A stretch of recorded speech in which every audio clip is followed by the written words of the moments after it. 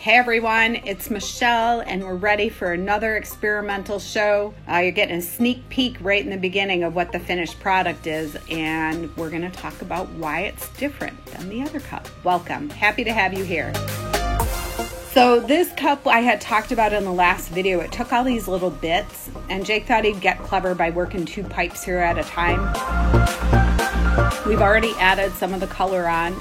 There's a blue and a white over the clear core at this point. And Jake was just like, this is going to take a minute, so let me balance some pipes and we'll get these bits on there faster. Sure, why not? I'm willing to give it a go. But that one he kind of stuck on something, so he's going to have to cut it and clean it up a little. That's okay. There's small little bits. Usually they're scraps that are left over from things when you do a small trail like this. But you saw on the marber how I had cut all the different blues for this particular cup. So there are all the blues with the hammer and the shears. We've got 2 colors on, and now we're going to add the 3rd color. We do end up adding 5 colors in the end. So just touching it on lightly allows me to spin the pipe. I wanted this to go back and forth. There was no direction. This was no straight line on this piece. I wanted it to zigzag back and forth, and we were successful in that attempt. The piece looks pretty cool. The color pattern on it looks like a drizzle. So it almost looks like, here's where Jake's cutting off. You can see on the door the little edges that got some fire brick on them, so he just cuts those right off. The drizzle's really cool. That could be the name of the piece, but then the finished product didn't quite have the same drizzly look, so I'll change the name of the product. But it looks like a pastry when you put all the layers of frosting on, because the colors are different. Some are soft and some are hard. They kind of blend and ooze into the spaces between each other. This is a mix. This is a light blue. It's an opaque. It's not as soft as some of the darker colors that slid behind empty spaces on there. This one will kind of hold its own. It's a stiff color. So you saw last week in the video too, this part right here where we bust a hole in the bottom. And this, with the torch there, you can't see it, but I'm blowing on the other end, and when the time is right, it just pops out the bottom and it leaves a hole, which allows us to open it up. It just happened. It's hard to tell with the torch there, but I'm going to use the jacks and go ahead and open it up some more. And then we have to break off this bottom piece. So this color pattern was used for 2 cups. Again, in last week's video, you saw how I added the cup, but so many people were asking about it, I decided to put it in here again. I'm heating this tube halfway, and half of it's going to go away for the other cup, and half of it's going to stay on the pipe for this cup. There are 2 different techniques, so the color pattern will be very vivid on one of them and a little soft and muted on the other one. This is the soft and muted cup. These are Encalmo techniques. It's an Italian technique of blending 2 different patterns of glass together. And Jake's gonna get some clear glass, and he's sizing his up while I continue to shape this. I'm letting the glass nearest the pipe in my hand cool off, so I'm working mostly with the hot glass. If you're watching the show, my guess is that you are part of our experimental show. This is where you're going to see things like this, like why is he popping that bubble and what is going on? That will be reheated, and then the little cup I have will be added to that.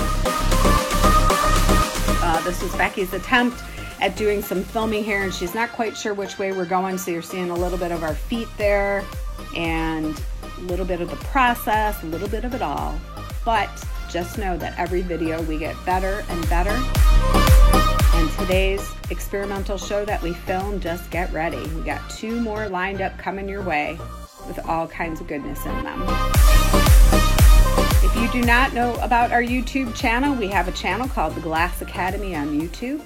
We offer you the opportunity to like and subscribe to it so you can watch our small studio create magnificent pieces of glass throughout the year. We do all kinds of fun stuff.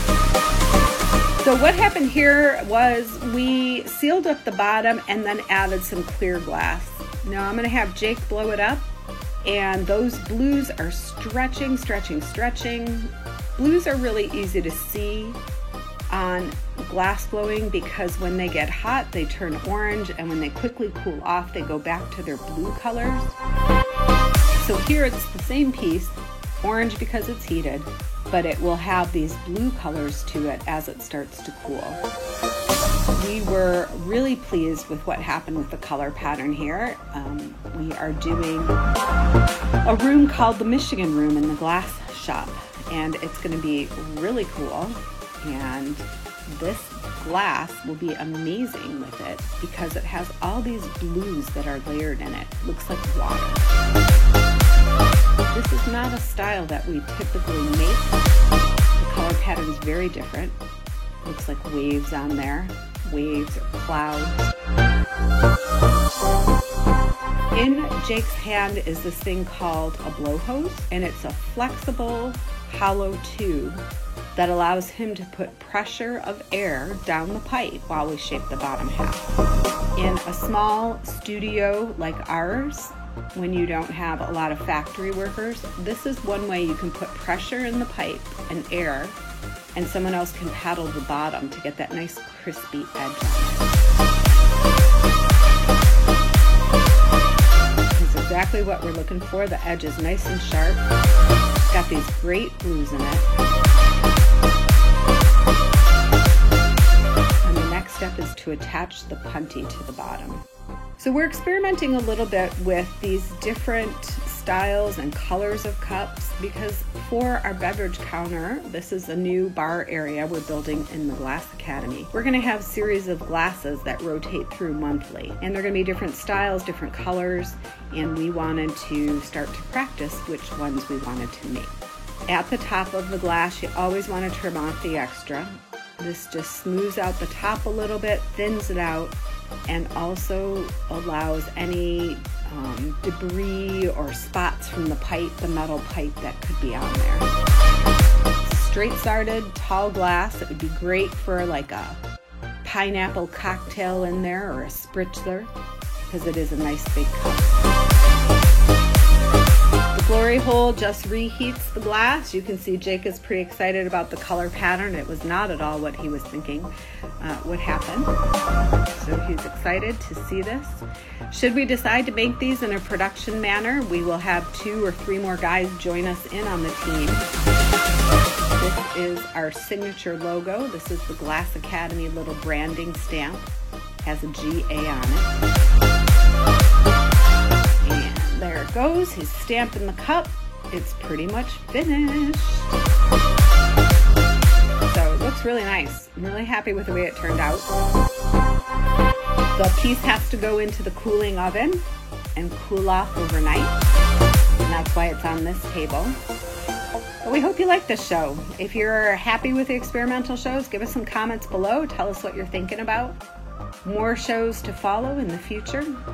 Live every Sunday at 9 a.m. here on YouTube.